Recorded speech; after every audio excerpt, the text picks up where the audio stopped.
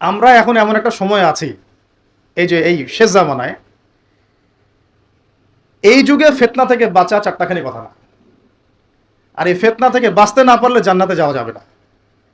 এই ফিতনাগুলো শুধু রাষ্ট্রে আর বিশ্বেই নাই, আমাদের রিজিকেও ঢুকে গেছে, পরিবারেও ঢুকে গেছে, সমাজেও ঢুকে গেছে, ধর্মেও ঢুকে গেছে। আমি সরাসরি কথা বলছি একদম। রাষ্ট্র, বিশ্ব, অর্থনীতি, সমাজ, পরিবার, ধর্ম আর সংস্কৃতি, এমন কোনো ক্ষেত্র বাকি নাই যেখানে ফিতনা ঢোকে নাই।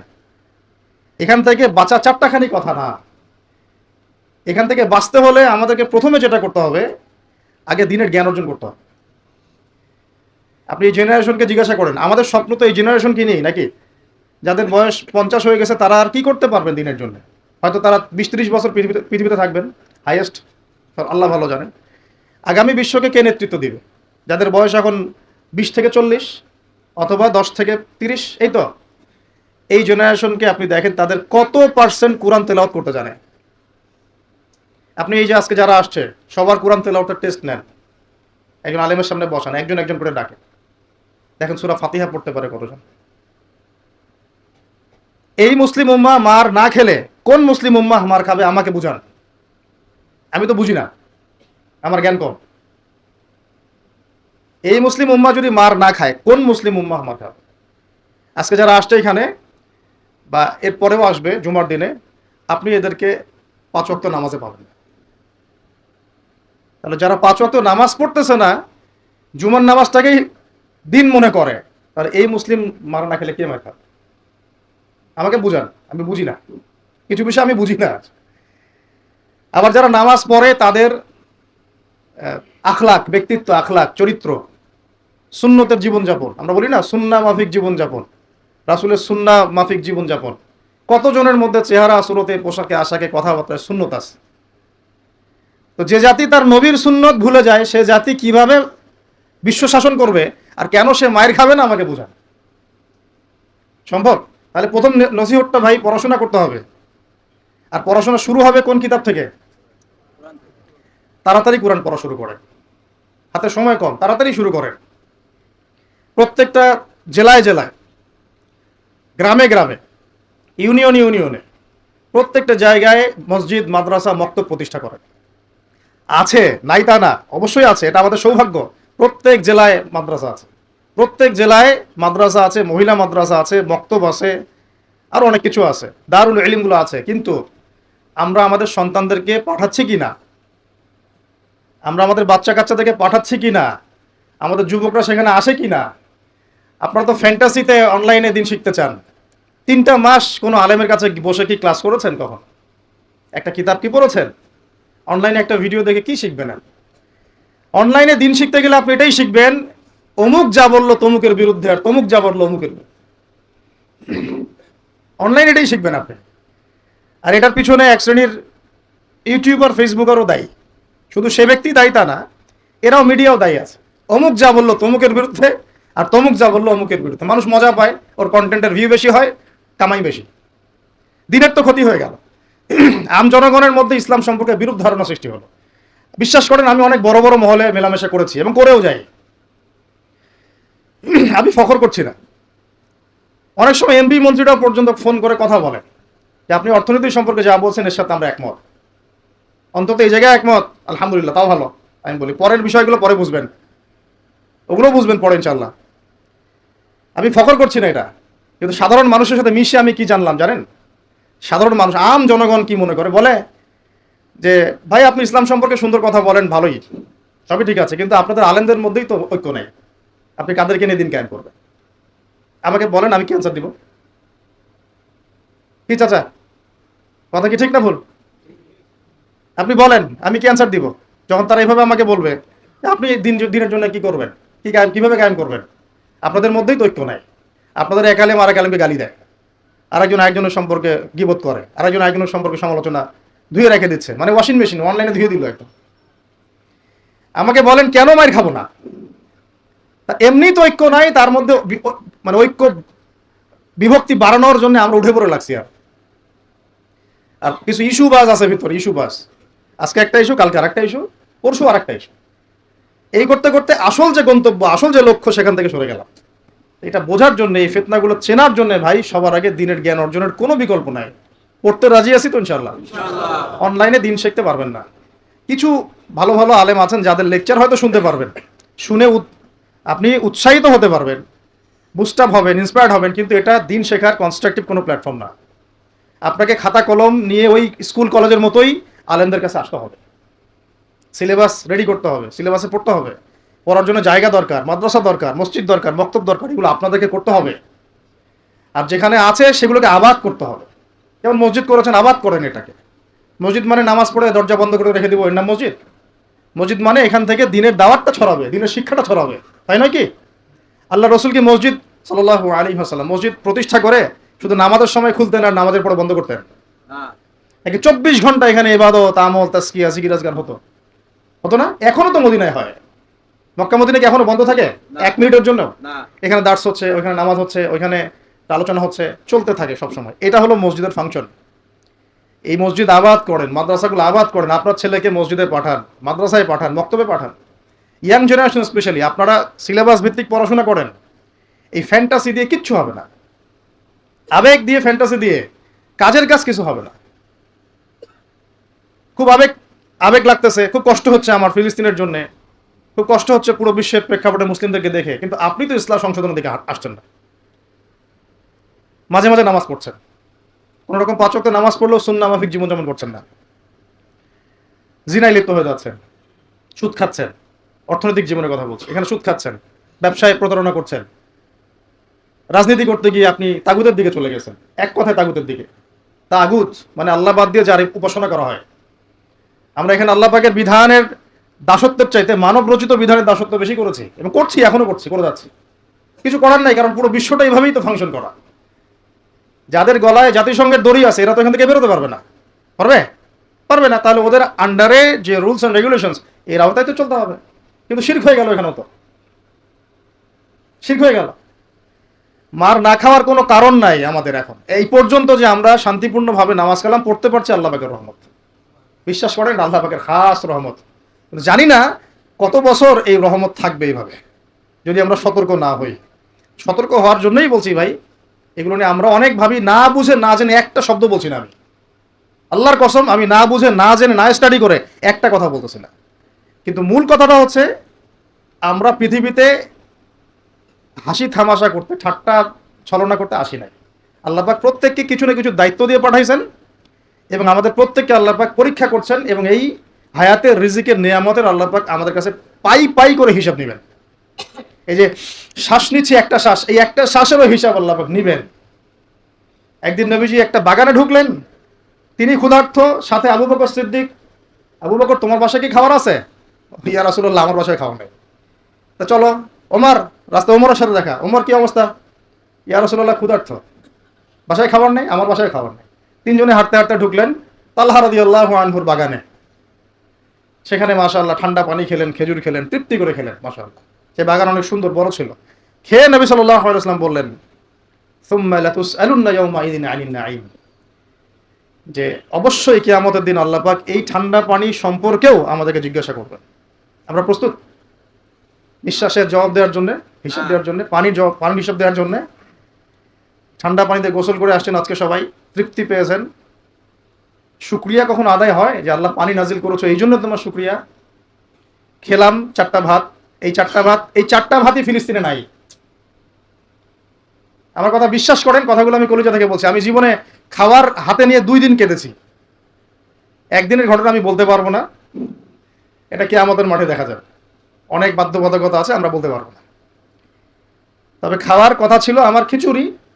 আমার সাথে 3-4 জন গেস্ট ছিল। আমি বাসায় ফোন করেছি, আমার সাথে গেস্ট আছে, কি রান্না করলে ভালো হয়? বললাম খিচুড়ি করলে ভালো হয়, খেয়ে ফেলবে তাড়াতাড়ি।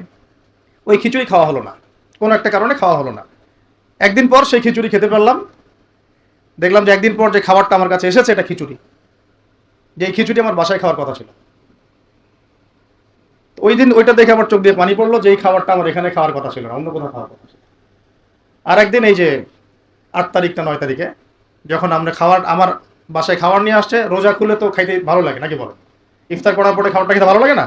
শান্তি লাগে। রুটি, গরম গরম রুটি, খাসির গোশত, খুব ফেভারিট খাবার মুসলিমদের। বিশ্বাস করেন খেতে পারতেছি না, মিথ্যা কথা বলছি না, ফখর করেও কিছু বলছি না, আল্লাহর কসম, আল্লাহ সাক্ষী। কারণ আমাদের বাচ্চারা তো খেতে পারছে না, ওখানে আমার বোনরা খেতে পারতেছে না, আমার ভাইরা খেতে পারতেছে না। এবং হকপন্থী চিনে নিবেন, হকপন্থী আর মুনাফেক চেনার সবচেয়ে উপযুক্ত সময় কোনটা সেটাও বলে দিই। হকপন্থী ওলামায়ে কেরাম আর মুনাফেক যারা মুসলিম উম্মার ভিতরে কাজ করছে আমাদের মতো লেবাস পোশাকে, এটা চেনার, ফাইন্ড আউট করার সবচেয়ে শ্রেষ্ঠ সময় হচ্ছে উম্মার এই সংকটপূর্ণ সময়গুলা। উম্মার উপর যখন কোনো বিপদ আপদ, বালা মুসিবত, সংকট আসবে, আপনি এমনি বুঝতে পারবেন কারা মুনাফেক কারা হকের উপর আছে, যদি আপনার বিবেক থেকে থাকে, আপনার বুঝ থেকে থাকে। এরপরেও যদি না চিনতে পারেন, ভাই প্রতিদিন যে সুন্নাহগুলো আছে এগুলো আমল করেন, নিজের উপর একটা সংশোধন নিয়ে আসেন। আল্লাহ পাক ততক্ষণ পর্যন্ত আমাদেরকে বিজয় দিবেন না যতক্ষণ না আমরা পরিপূর্ণ ইসলামে প্রবেশ করতেছি। আর পরিপূর্ণ ইসলাম মানে কি শুধু জুমার নামাজ পড়া, শুধু ঈদের নামাজ পড়া? আমাকে বলেন, আপনারা তো জানেন সবকিছু। পরিপূর্ণ ইসলাম মানে কি? 5 ওয়াক্ত নামাজ তো আপনাকে পড়তে হবে, আল্লাহ যদি তৌফিক দেন, সামর্থ্য দেন, তাহাজ্জুদও পড়তে হবে, চেষ্টা করতে হবে, নফল আমল বাড়াই দিতে হবে, জিকির আজগার, তেলাওয়াত, তাসবিহ, তাহলিল বাড়াই দিতে হবে, আল্লাহর কাছে কান্নাকাটি বাড়াইতে হবে, ফিতনা থেকে দূরে আসার চেষ্টা করতে হবে, এই জগতের মোহ ছাড়তে হবে। যতটুকুতে আমার জীবন চলে যায় বাস এতটুকুতেই। আমি এইভাবেও বলতেছি আপনাদেরকে এখন সরাসরি, নিজেদের আপনজনদের মধ্যে, পরিবারের মধ্যে, বংশের মধ্যে কেউ যদি আপনাকে দিনের পথে চলতে বাধা প্রদান করে, ফিতনা সৃষ্টি করে, আপনি তার থেকেও নিজেকে সরায় রাখবেন। কারণ দিন আপনার, জীবন আপনার, মানে দিন আমার, জীবন আমার, ইহকাল আমার, পরকাল আমার, জবাব আমার। আমার অন্য কারো দ্বারা প্রভাবিত হয়ে দিন নষ্ট করা যাবে না, যাবে? অনেক সময় হয় না, আমাদের বংশে, পরিবারের কাছের অনেক মানুষ আপনাকে দিনের পথে চলার ক্ষেত্রে প্রতিবন্ধকতা সৃষ্টি করতেছে। আমি বলতেছি না ওদের সাথে আপনি সম্পর্ক নষ্ট করে দেন, কাট অফ হয়ে যান, এটা বলতেছি না। বলতেছি আপনি ইসলামিক দূরত্ব মেনটেন করেন, আপনি নিজেকে নিয়ে থাকেন, আপনি আল্লাহকে নিয়ে থাকেন। এক আল্লাহই আপনার জন্য যথেষ্ট, ইনশাআল্লাহ, কাউকে লাগবে না ইনশাআল্লাহ। কেউ যদি না থাকে, এক আল্লাহই আপনার আমার জন্য যথেষ্ট। এটা কি বিশ্বাস করেন কিনা? এই আল্লাহ পাকই আমাদেরকে বাঁচিয়ে রাখছেন, আল্লাহ পাকের হাতেই আমাদের জীবন, আল্লাহ পাকই আমাদেরকে খাওয়ান। আল্লাহ থাকলে কিচ্ছু লাগে না।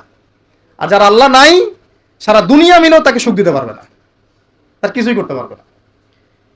এখন আসলে আমাদের সাথে আল্লাহ আছে কিনা একটু নিজেরাই বুঝতে পারবো। আসলে আল্লাহ পাকের সাথে আমার সম্পর্ক কেমন, আল্লাহ বলে ডাকলে বা আল্লাহর কাছে দোয়া করলে কি আমার ভিতরে কোনো অনুভূতি আসে কিনা, রাসূল সাল্লাল্লাহু আলাইহি ওয়াসাল্লামের নাম আসলে আমার ভিতরে কোনো অনুভূতি আসে কিনা, বুঝবেন ইনশাআল্লাহ। এটা আপনার আস্তে আস্তে বুঝে যাবেন।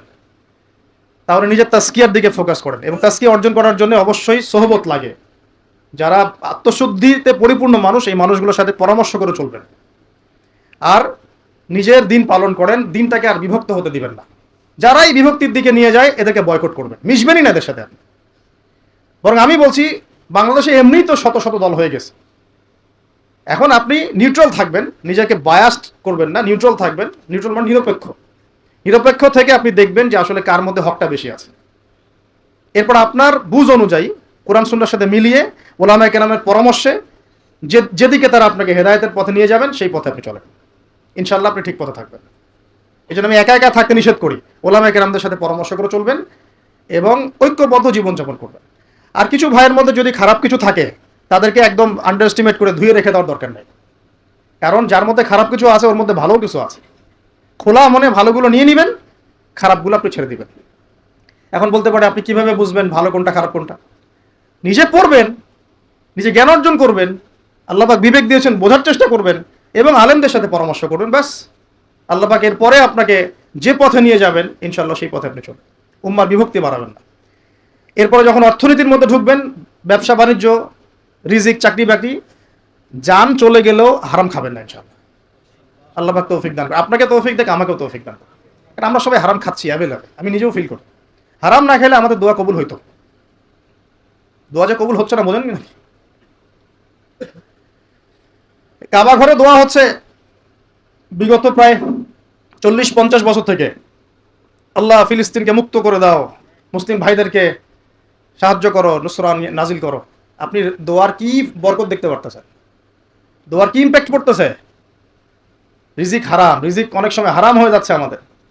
এমনকি হজের মতো মৌসুমে, উমরার মতো মৌসুমে আমরা যে গোশতগুলো খাচ্ছি বাইরে, যেগুলা, এগুলো যে কতটুকু আল্লাহর নামে জবাই করছে আল্লাহ ভালো জানে। ভাবতে হবে তো, এগুলা পারতেছি না। আমি সত্যি বলতেছি যে আমরা হালাল খাইতেও পারতেছি না মনে হয়। চেষ্টা করতে হবে 100% হালালের উপর থাকার জন্য। যদি আল্লাহর নামে জবাই না করা হয় সেটা কি হালাল হবে? যদি আমার টাকার মধ্যে সুদ থাকে হালাল হবে? যদি আমার টাকার মধ্যে ঘুষ থাকে হালাল হালাল হবে? বাংলাদেশের লক্ষ লক্ষ মানুষ নামাজ পড়ে মসজিদে, ঘুষখোর। বাংলাদেশের লক্ষ লক্ষ না, কোটি কোটি মানুষ মসজিদে নামাজ পড়ে, মুসল্লি সুদখোর। অনেক মসজিদ কমিটি আছে সুদখোর। ভাই আমার কথা বলতে কোনো ভয়ে কাজ করে না, আর আমি কারো পরোয়া করি না, সত্য কথা বলতে, এক আল্লাহ ছাড়া। বাংলাদেশে লক্ষ লক্ষ মানুষ আছে মসজিদে নামাজ পড়ে সুদখোর, ঘুষখোর, দুর্নীতিবাজ, করাপ্টেড। আমরা আমাদের কথা বলছি, দাড়ি টুপিওয়ালা মানুষ, আমরা বহু দাড়ি টুপিওয়ালা মানুষ আছি, সমাজে চলাফেরা করি, আমাদের রিজিক ঠিক নেই, হারাম খাচ্ছি। দোয়া কবুল হবে? আল্লাহ পাক আমাদেরকে হারাম থেকে বাঁচান, হারাম থেকে বাঁচান। এরপর পরিবার যখন গঠন করতে যাবেন, ভুল করে পরিবারে অনইসলামিক কোনো মতাদর্শকে স্থান দিবেন না। পরিবারের বউ বাচ্চা যেন পর্দা করে, খেয়াল রাখতে হবে। বিয়ে শাদী করার সময় খেয়াল রাখতে হবে কোন মেয়েটাকে বিয়ে করছেন। একটা মেয়ের বাহ্যিক সৌন্দর্য সবকিছু না, 3 মাস 4 মাস খুব মজা লাগবে, তারপর দেখবেন যখন আসল লাইফে আমরা ঢুকে যাই তখন দেখবেন দায়িত্ববোধটাই সবচেয়ে বড় কথা হয়ে দাঁড়ায়। এই রওনাক চলে যাবে, দিনদারিতা না থাকলে এই রওনাক চলে যাবে। মেয়ে দিনদার কিনা এটা দেখবেন সবার আগে। দিনদার হলে যদি একটু গায়ের রং কালো হয়, বিয়ে করে ফেলেন, বিয়ে করে ফেলেন। বিয়ে তো কঠিন করে ফেলছে সমাজ, জেনা সহজ হয়ে গেছে। মোস্তফা কামাল আতাতুর্ক যখন ক্ষমতায় আসছিল না, আমি সংবিধান চেক করলাম আজকে পড়তে পড়তে এক জায়গায়, ওই সময়কার সংবিধান তুরস্কের। মোস্তফা কামাল আতাতুর্ক যখন 1918 সালের পরে ক্ষমতায় আসছে, ওকে তো ক্ষমতায় বসাইছে ব্রিটেন। এত জানেন হিস্ট্রিটা আপনারা, অনেকে জানেন যারা পড়াশোনা করেন। ওর সংবিধানে লিখেছে যে একাধিক বিয়ে করা হারাম, আর অমুসলিম নারীকে বিয়ে করাও বৈধ। সব উল্টাই দিছে। আমাদের সমাজে এখন ওইরকম চিত্র দেখা যাচ্ছে যে আপনি 17 বছরে বিয়ে করতে পারবেন না, 17 বছরে আপনি জেনা করছেন, আল্লাহ মাফ করুক। বাংলাদেশে 17 বছর বয়সে জেনা করা ছেলে মেয়ের অভাব আছে? আদমশুমারির মতো এই কুমারিত্ব টেস্ট যদি করা হয় ছেলে মেয়েদের, তারপর দেখা যাবে কি অবস্থা। তো বিয়েটাকে সহজ করা উচিত। বিয়ের বয়স একটা ফিক্স করা হয়েছে, এর সাথে তো আমরা এখন যুদ্ধ করতে পারবো না। পারবেন? ছেড়ে দেন, আচ্ছা ফিক্স করছে বুঝলাম। এখন ওই বয়সটা হয়ে গেলেই আপনার সন্তানের বিয়ের ব্যবস্থা করে ফেলেন এবং এটাকে সহজ করে দেন, এত জটিল করেন না, সহজ করে দেন যাতে করে ওরা জিনা থেকে বেঁচে থাকতে পারে। ভাই বিশ্বাস করেন, বহু দাড়ি টুপিওয়ালা মানুষ, এলেমওয়ালা মানুষ এইসব মিম্বরে দাঁড়ায় হক কথা বলতে পারে না জেনার কারণে। জেনার কারণে এই যে আমরা চলাফেরা করতেছি না, চোখের জেনা তো হচ্ছে অ্যাভেলেবেল। অনেক সময় মনেরও জেনা হয়ে যাচ্ছে, মনে খারাপ চিন্তা চলে আসতে পারে না, দেখবেন মনের নূরটা নষ্ট হয়ে যায়, তখন আপনার ইমানের ওই তেজটা কাজ করে না। ভালো করে খেয়াল করে দেখবেন, যখন মনের মধ্যে এই নূরটা নষ্ট হয়ে যায়, কিছু একটা নগ্ন মেয়েকে দেখে ফেলছেন বা একটা মেয়েকে দেখে আপনার অ্যাট্রাকশন তৈরি হয়ে গেছে, হতে পারে, হতে পারে, আমরা তো ফেরেশতা না, হতেই পারে, তখন দেখবেন মনের মধ্যে নূরটা নষ্ট হয়ে যায়। ওই সময় আপনি কিন্তু এই ইমানের এই জাজবাটা শো করতে পারবেন না। তখন নবী সাল্লাল্লাহু আলাইহি ওয়াসাল্লাম বলেছেন, তখন যদি বাসায় স্ত্রী থাকে তোমরা স্ত্রীর কাছে চলে যাবা, নিজের প্রয়োজন মিটাই নিবা, তাহলে এই শয়তানি মন থেকে চলে যাবে। এখন তো বিয়ে কঠিন, এটা মিটাবে কিভাবে? অনলাইনে ঢুকলেই দেখবেন আপনি নগ্নতা নগ্নতা নগ্নতা। এই ছেলে পেলে আমাদের সাথে যারা ঢাকায় থাকে এরা তো আরো জানে কি আছে ওখানে, কি হয়। ছেলে ছেলে নাই আর মেয়ে আর মেয়ে নাই, মেয়ে আর মেয়ে নাই, ও নিজে ছেলে। একটা মেয়ের যে চরিত্র খারাপ এটা বোঝার জন্য এতটুকু যথেষ্ট যে ও মোটর সাইকেলের পিছনে বসছে কিভাবে এটা দেখবেন। খালি একটা আপনার শালীন দিনদার স্ত্রীকে নিয়ে যদি আপনি মোটর সাইকেলে জানো, দেখবেন তার বসার ধরনটা কেমন, আর যাদের সাথে এই যে ফ্রি মিক্সিং এ প্রেম প্রীতির সম্পর্ক করে এদের বসার ধরনটা কেমন। বসাই আপনাকে বলে দেবে কত বড় বেয়াদব, কত বড় আদবহীন বেহায়া একটা মানুষ। আমার কথা ইশারা দিচ্ছি, সব তো বলা যাবে না। তো এটাকে সহজ করবেন, এখানে দিনদারিতাকে প্রাধান্য দিবেন, ভুলেও দুনিয়াদারিকে প্রাধান্য দিয়েন না। ও বাপের কয় টাকা আছে, ওর বিয়ে করলে আমি পাবো কি, কত সুন্দর ঐশ্বরিয়া রায়ের মতো কিনা, এগুলো দেখার দরকার নেই। এগুলো থাকে না, আস্তে আস্তে চলে যায়, দিনদারিতা থেকে যায়। ইব্রাহিম আলাইহিস সালামের স্ত্রীদের কথা আজকে আমরা স্মরণ করি না? হাজেরা আলাইহিস সালাম, তার ওই সবর, সাফা মারওয়ার সাই, তাওয়াক্কুল আল্লাহর কাছে এত পছন্দ হয়েছিল যে কিয়ামত পর্যন্ত যত মানুষ হজ করবে, সাই না করলে হজ হবে না আপনার। দেখেছেন উনার ওই হাঁটা দৌড়াদৌড়ি আল্লাহর কাছে এত পছন্দ হয়েছে। আপনি জামজাম কূপ ওখানে যে তাওয়াফ করছেন না, তাওয়াফ করে যে পানি খেয়ে আসলেন, সাফা মারওয়া সাই করলেন, এই সাই না করা পর্যন্ত আপনার হজই হচ্ছে না, ওমরাই হচ্ছে না। একজন দিনদার মেয়ের দিনদারিতা আল্লাহর কাছে কিভাবে কবুল হয়ে থাকে? আমাদের মেয়েদেরকে বুঝান, বাসায় গিয়ে বোনদেরকে বুঝান, মাদেরকে বুঝান, স্ত্রীদেরকে বুঝান, তাদেরকেও একটা উদ্দেশ্যে আল্লাহ পাক সৃষ্টি করেছেন। কি উদ্দেশ্য? তারা যেন ইসমাইলের মতো প্রজন্ম জন্ম দিতে পারে। তাদেরকে সিরিয়াল দেখার জন্য পাঠানো হয় না, তাদেরকে এই রং তামাশা করার জন্য আর স্নো পাউডার মেখে বাইরে ঘোরার জন্য পাঠানো হয় না। এবং এটাকে কন্ট্রোল তো আমাদেরকে করতে হবে। এই যে বললাম, কন্ট্রোল করতে গিয়ে যদি দেখেন পারতেছেন না, আপনার দ্বারা হচ্ছে না, তখন কি? প্রয়োজনে ডিসকানেক্টেড হয়ে যাবেন, প্রয়োজনে ডিসকানেক্টেড হয়ে যাবেন, তাও নিজের দিনকে ক্ষতিগ্রস্ত হতে দিবেন না। কিছু করার নাই তো, চেষ্টার উপর চেষ্টা করে যাচ্ছেন আপনি 10 বছর, 15 বছর, 5 বছর, 7 বছর, কোনো রেজাল্ট পাচ্ছেন না। আপনি কি করবেন? দিন ছেড়ে দেবেন? আপনিও তাদের মতো হয়ে যাবেন? আপনাকে আপনার স্বতন্ত্র জায়গায় থাকতে হবে। আল্লাহ পাক তৌফিক দান করুন। আর ইসলাম সংশোধনের মধ্যে সমাধান আসলে আলহামদুলিল্লাহ।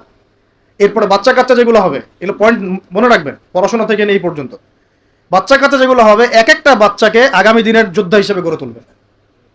কি যুদ্ধ করবে তারা? আগে আদর্শিক যুদ্ধ করবে, আদর্শিক যুদ্ধ করবে, যে আমরা ওইসব আদর্শে চলি না, আমাদের নিজস্ব আদর্শ আছে, এটা ইসলাম। আমাদের কিতাব আছে কোরআন, আমাদের সুন্নাহ আছে মুহাম্মদ সাল্লাল্লাহু আলাইহি ওয়াসাল্লামের সুন্নাহ। এরা বৈষয়িক শিক্ষাও শিক্ষিত হবে, ইসলামিক শিক্ষাও শিক্ষিত হবে ইনশাআল্লাহ। এরপরে এদের দ্বারা ইনশাআল্লাহ এমন জেনারেশন আমরা গড়ে তুলব, যে জেনারেশন আগামী দিনে ইসলামের পতাকা বহন করবে ইনশাআল্লাহ। আমরা যেটা পারি নাই, চেষ্টা চালাবো, আমাদের বাচ্চাদেরকে গড়ে তুলবো ইনশাআল্লাহ। পারা যাবে না? আল্লাহ পাক আমাদেরকে এই সব উদ্দেশ্যে দুনিয়াতে পাঠাইছেন। এভাবে ইনশাআল্লাহ আমরা এলেম অর্জন, তাসকিয়া অর্জন, আমল বাড়িয়ে দেওয়া, হালাল খাওয়া, পরিবার গঠন করা, প্রজন্ম গঠন করা, এই কাজগুলো করতে করতে করতে আমরা আগাবো ইনশাআল্লাহ। এবং এখন যা চলছে এই ফিতনাগুলো থেকে আমরা নিজেদেরকে দূরে রাখার চেষ্টা করব। আর যেখানে যেখানে যেখানে মুসলিমদের এগেনস্টে এই কাফের, মুশরিক, জালেম, মুনাফিকরা পদক্ষেপ নেবে, আমরা আমাদের সাধ্যমতো এটাকে প্রতিহত করবো ইনশাআল্লাহ। হয় জবান দিয়ে প্রতিহত করব, নাহলে লিখে প্রতিহত করব, নাহলে কোনো সাহায্য করে প্রতিহত করব, নাহলে অ্যাটলিস্ট দোয়া করে প্রতিহত করব। কিছুই নাই, কমপক্ষে কি করবেন? দোয়া করবেন। কিছু নাই, কমপক্ষে দোয়া করবেন। কিন্তু কোনো অবস্থাতেই আত্মসমর্পণ করবেন না এদের সামনে। ওদের সামনে কোনো অবস্থাতেই জালেমের সামনে হাঁটু গেড়ে দিবেন না। মাথা উঁচু করে বাঁচবো ইনশাআল্লাহ, মাথা উঁচু করে মরবো ইনশাআল্লাহ।